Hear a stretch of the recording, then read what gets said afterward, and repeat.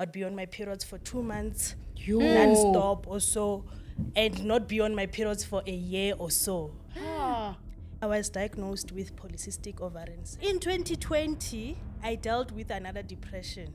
This time around, I don't know what happened with the medication they were giving me because I lost memory.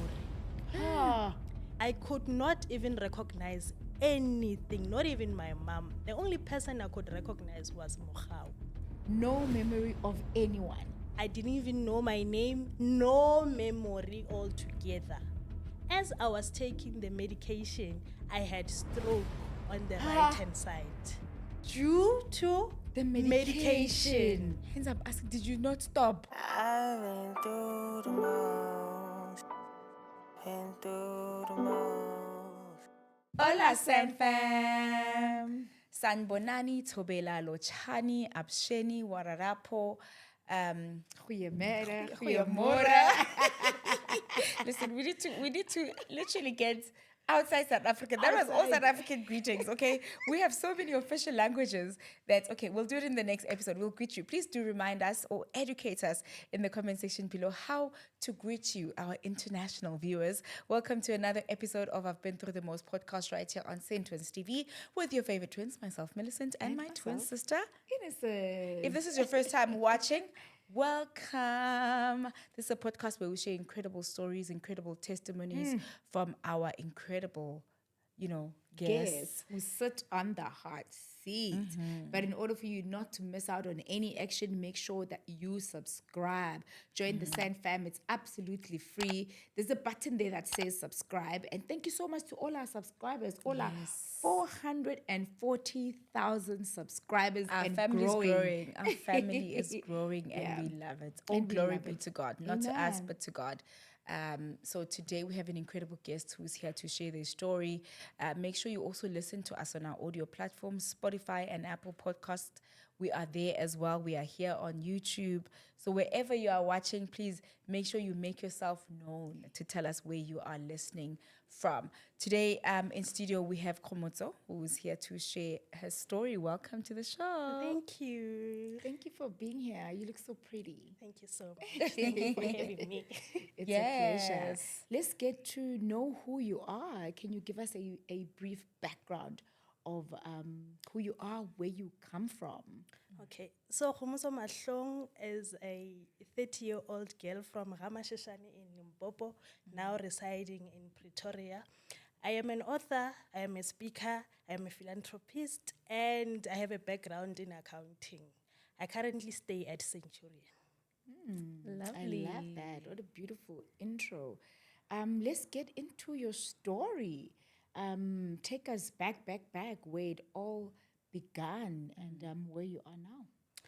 So when I was 15, I was diagnosed with polycystic ovarian syndrome. PCOS is a disorder in females of having cysts around ovaries, which makes it hard for one to have regular periods. I'd be on my periods for 2 months, non-stop or so, and not be on my periods for a year or so, you see. So, So the inconsistency. So it's either excessive or nothing at all. yes. When consulting with various gynecologists, I was told that I will never conceive in future. Obviously, at the age of 15, you are not thinking of having babies. So it was okay, you know. Then I was put on contraceptives to regulate the cycle, you see, at the age of 15. Not a problem. So because I am from a rural area, luckily for me, for that 2 months, I could afford sanitary towels when I'm on my periods, you see. But then I'm from an area where even water is not there, guys. You see? So from time to time, I'll take from my collection. It was a collection because, when they buy for me, they buy a lot because, You never know when. you know. So I'll take from my collection and donate to that girl that needs it. From the age of 15, that was what I was doing. Grew up just like that, went to varsity. And when I was at varsity, I remember this one day, I was going to UJ, that's where I studied. And then I passed this lady that had blood stains, you see. And on that day, I think that is the day God really spoke to me. And it got to my heart.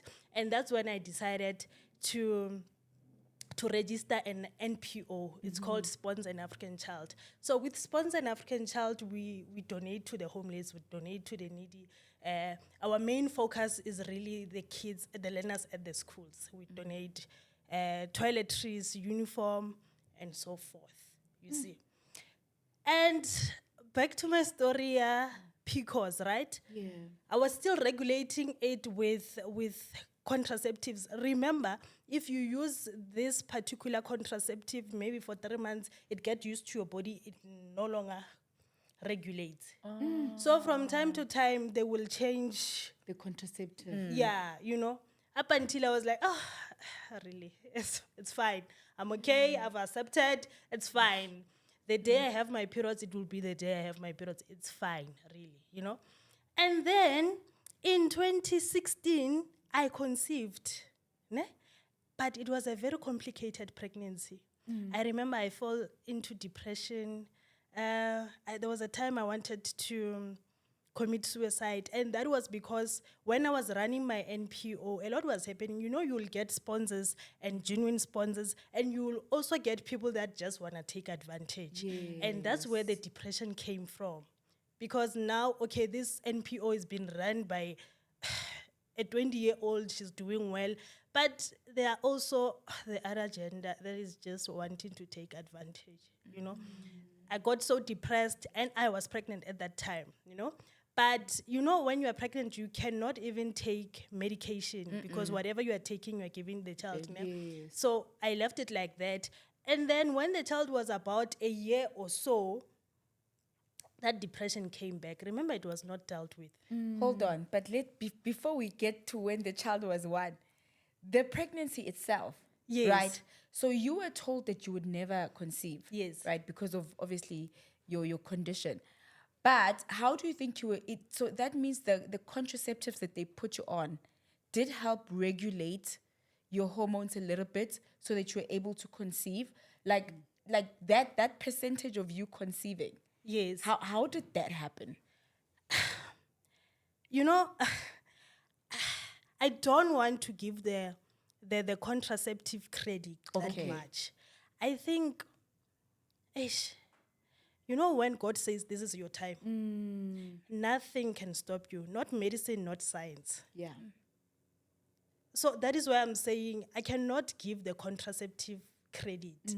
I don't think it was the contraceptives because the contraceptives, I would use this one for 3 months and then on the 4th month, it's no longer working. Hence, no, it's not the contraceptive. So it was a miracle. It was just a miracle. How did that miracle happen? How did you find out?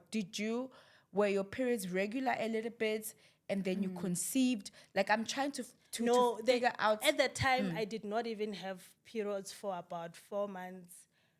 So how I found out that I was pregnant, I was sick. I had flu. You didn't have your periods for 4 months. Yes. And you still felt pregnant. Yes. So how did you ovulate? I don't know. I was sick. I had flu, and I tried treating it until I was like, no, let me just go to the doctor. When I went to the doctor, I was tested. They took my blood and everything, and then they came back. I was already 3 months pregnant. Huh.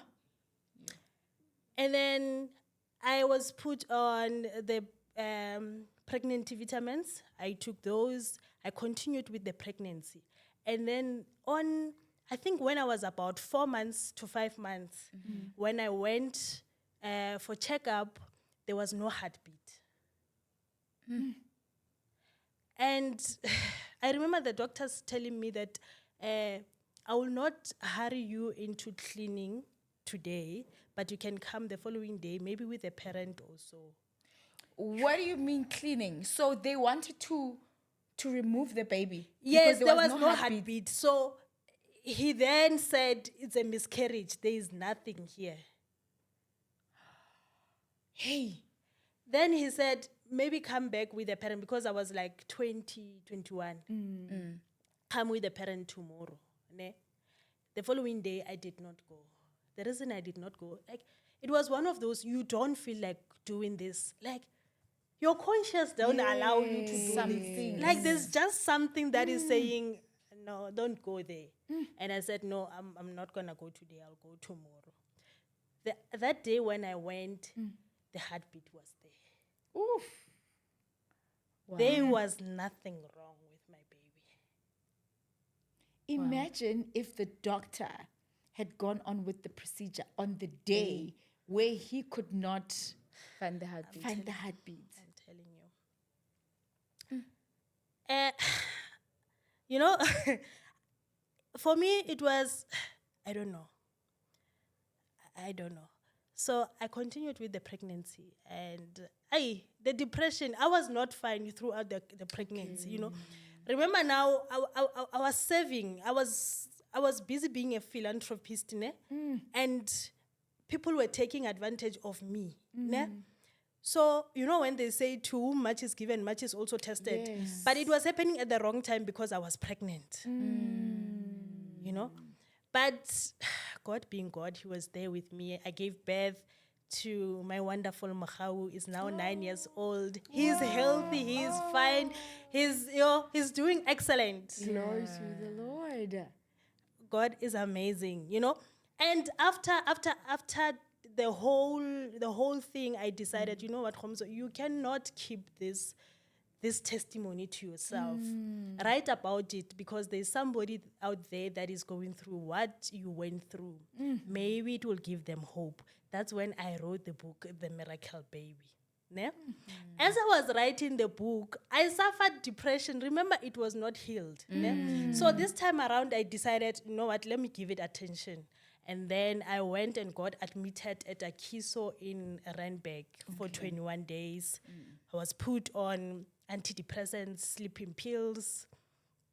I was seeing a psychiatrist and a psychologist almost every day, you know. And then I was fine.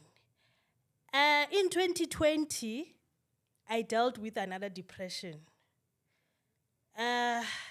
This time around, I don't know what happened with the medication they were giving me, because I lost memory. Yes, it was because of the sleeping pills and the antidepressant that they were giving me. Remember, these things are drugs, ne? So I lost memory. I could not even recognize anything, not even my mom. The only person I could recognize was Mohau. So to me, it's saying it was God all along. It was God all along. He knew I would go through that, and he gave me Morau at an early age, you know, because he was the only person I could recognize.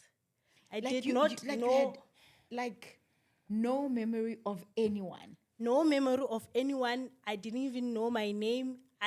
No memory altogether. This was when you were hospitalized. Yes. Again, remember she was hospitalized Yes, for 21 days. yeah. So you had like severe depression. Yes. So you had accepted this is and this is the thing about depression, and which I think it's great to also, you know, educate people on, right? The audience, is that depression is a chronic illness. Yes. Right? Yes. That does not go away. For some people it goes away, praise God, right? But it will still come back in episodes. So you deal with it, and then you have a season, it goes away, and then you go back. But this time, the medication affected your memory. Yes. And the doctors confirmed that it was due to the medication. Yes. Okay. So luckily, when this was happening, I was still at the hospital. Yes. So this was now a Kgomotso in Arcadia. It's fine. After 21 days, they discharged me. My memory was still not the one. You stopped the medication? I didn't stop the medication. I continued with the medication. They said the medication is for 6 months. I continued with the medication. As I was taking the medication, I had stroke on the right-hand side.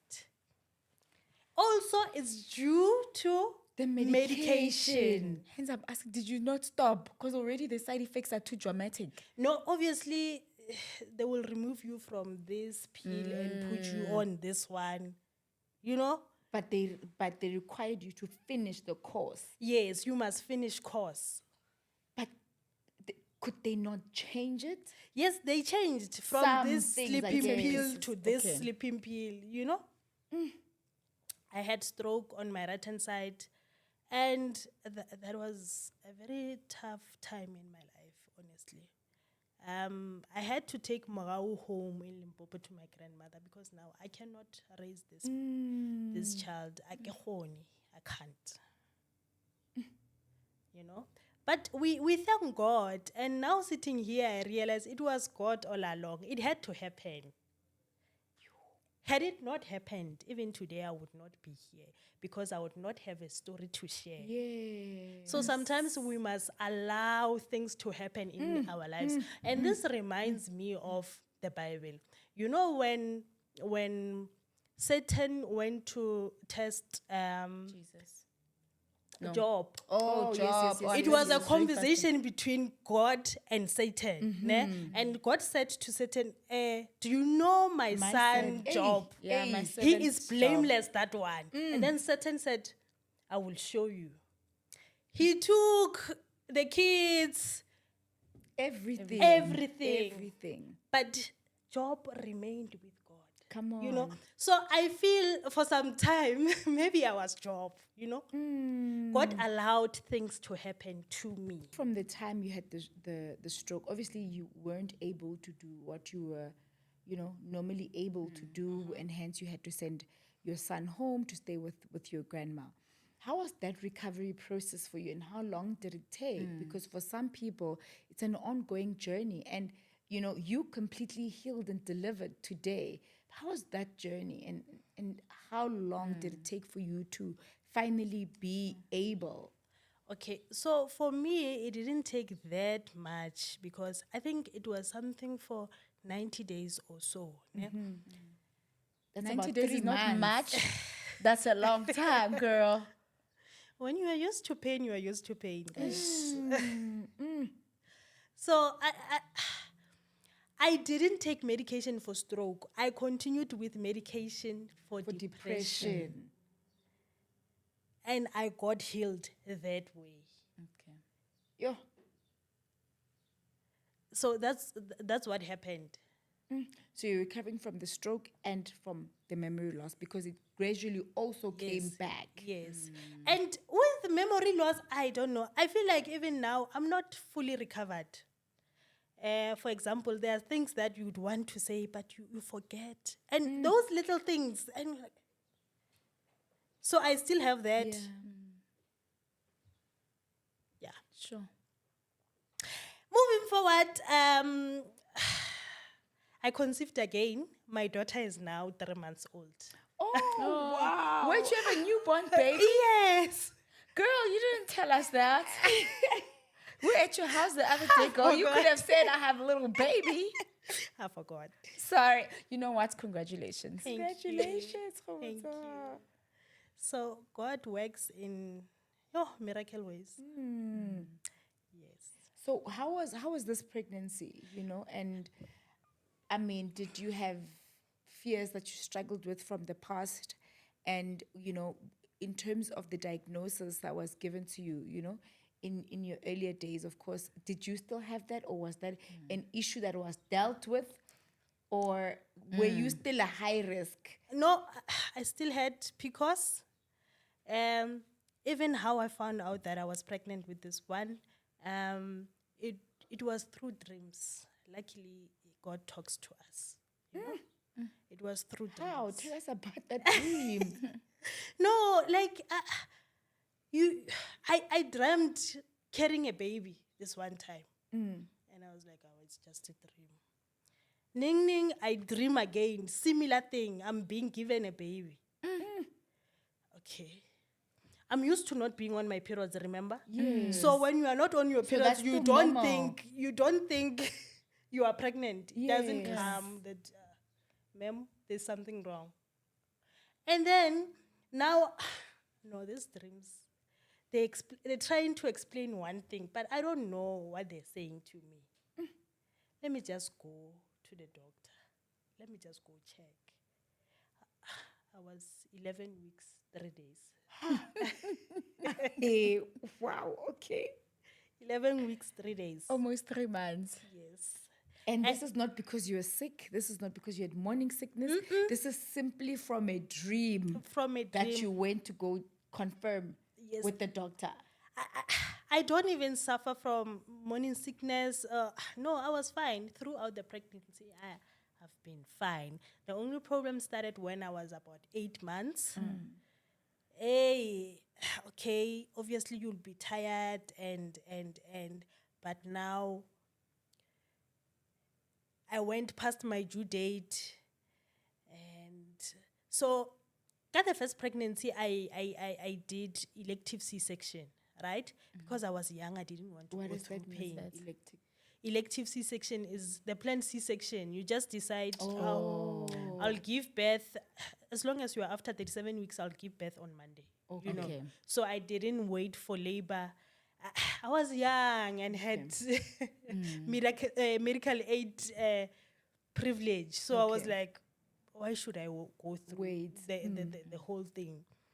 But now with this one, I wanted to give birth the natural way, because I felt like, okay, C-section, it robbed me from that experience. I felt I want that experience, you know.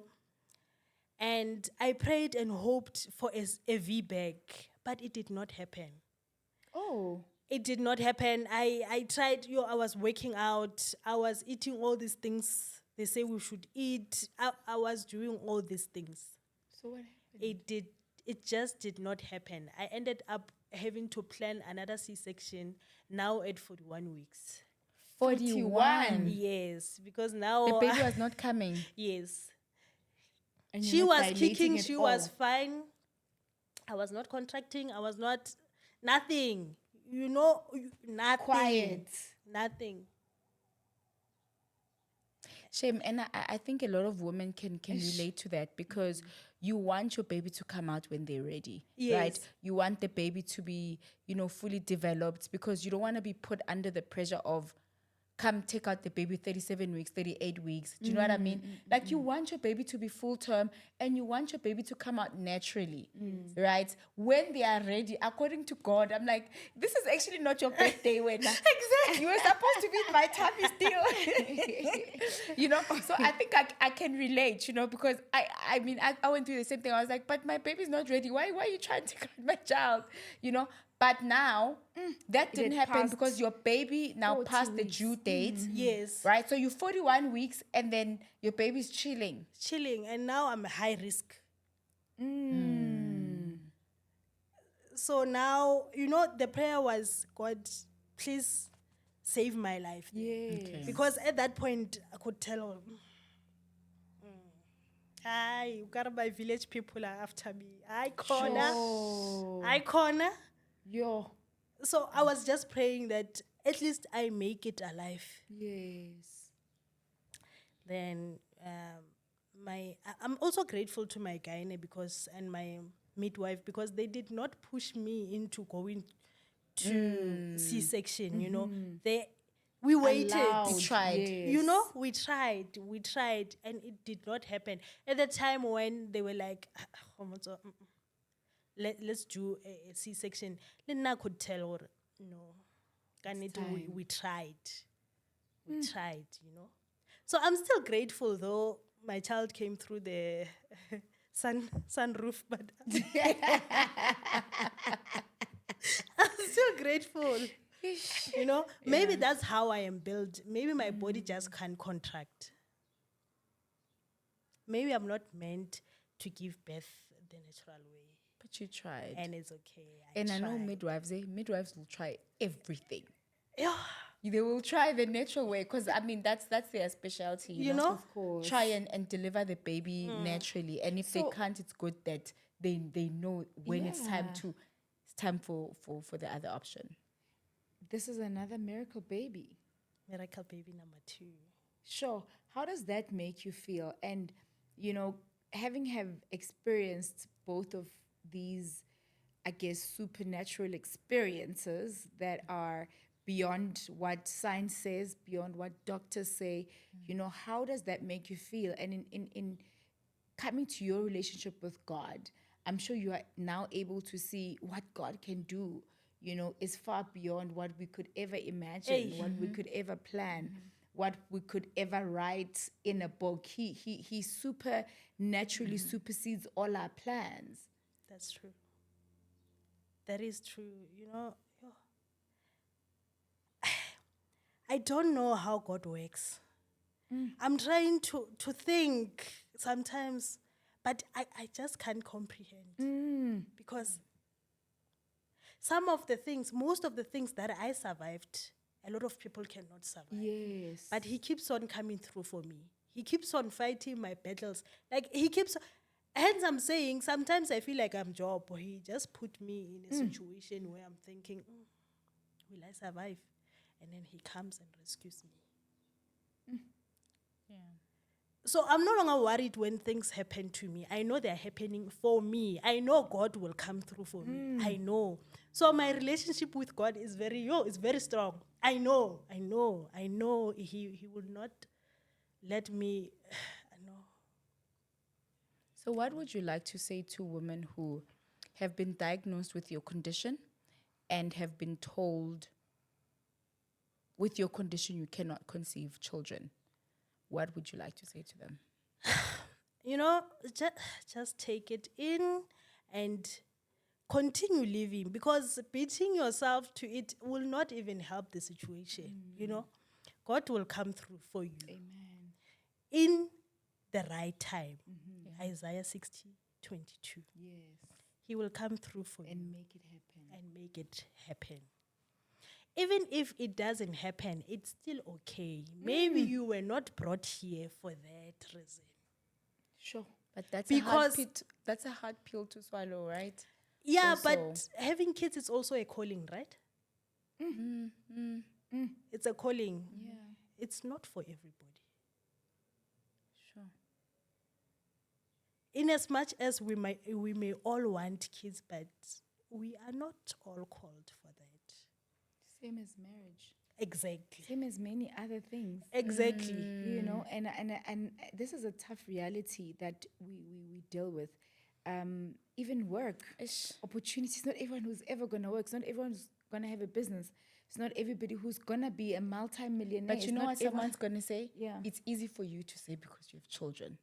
It's easy for you to say because you're But married. then there's It's something easy. I don't have. Yes, Yes. but hence I'm I want to saying, be a billionaire. I know, but I'm giving you a POV, right? Yes. Of somebody who is saying, I don't care about this condition. I don't care whether I'm cold or not. I want a child, right? You guys are only saying this because you have kids. And because there are other people who can accept is they say, oh, okay, I'm not meant to have kids.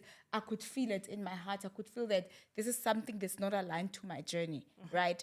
And maybe they had a conversation with God. It's something that they made peace with. But there are other people that are like, no, I also, if I'm not meant to be, but there's a miracle.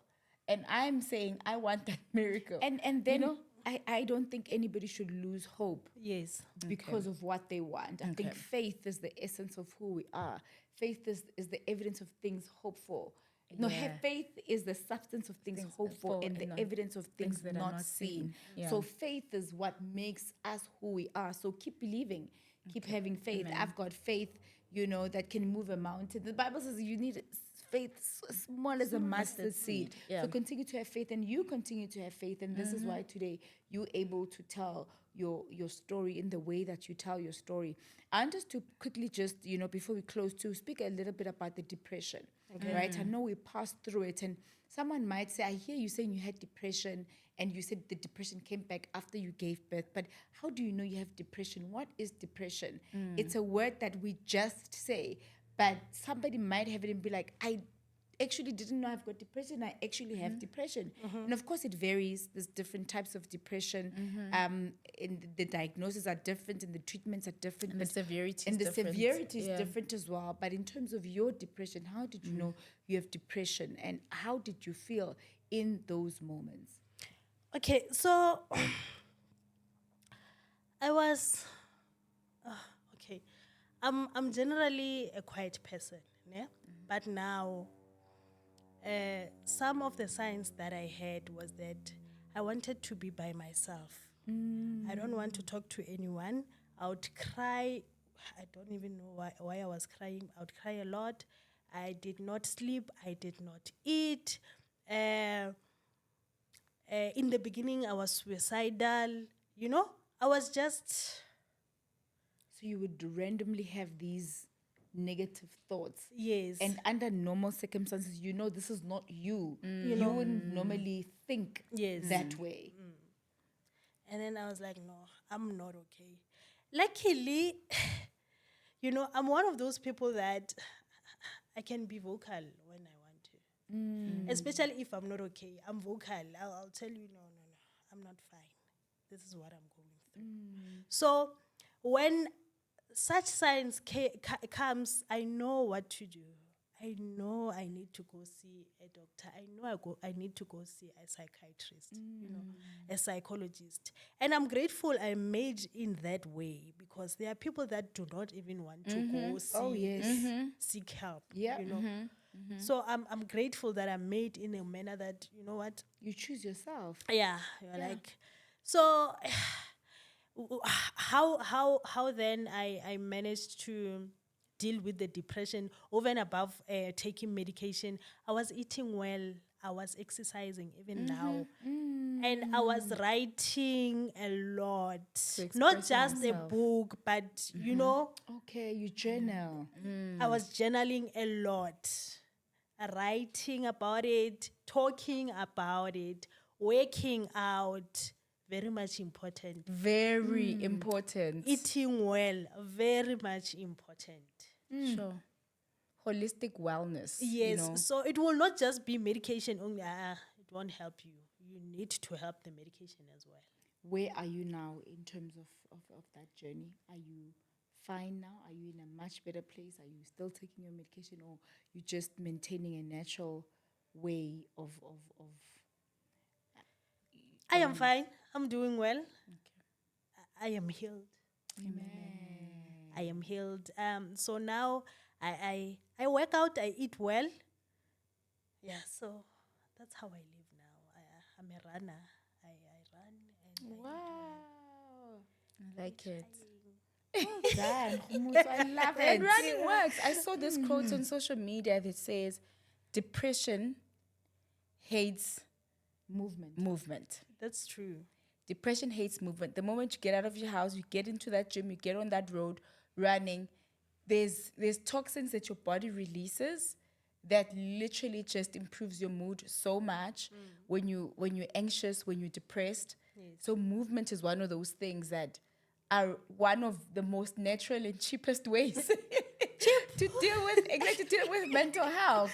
You know, Honestly. especially for people who really don't believe in medication, because Yes. I believe that, you know, consulting is very important. You don't just medicate yourself, because people go to the pharmacy and get sleeping pills Yeah, because you no, don't no, no. sleep.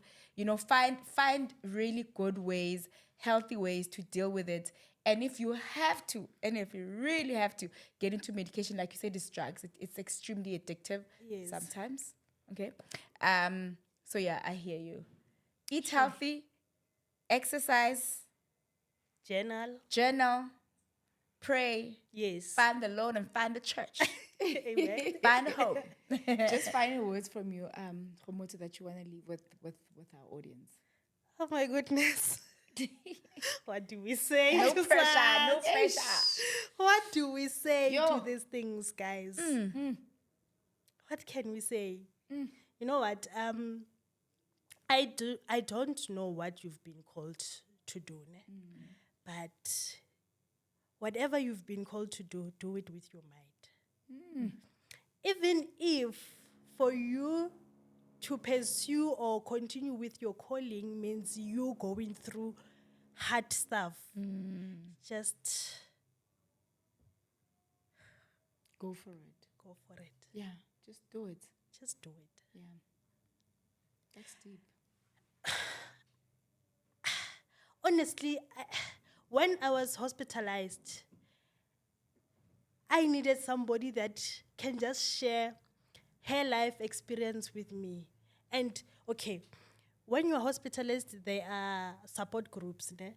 And this is what helped me, support groups. Because you will come with your story, you come with your story, you come with your story, and then when I'm sitting there, I'll be like, no, my problems are enough for me. Yes. Yeah.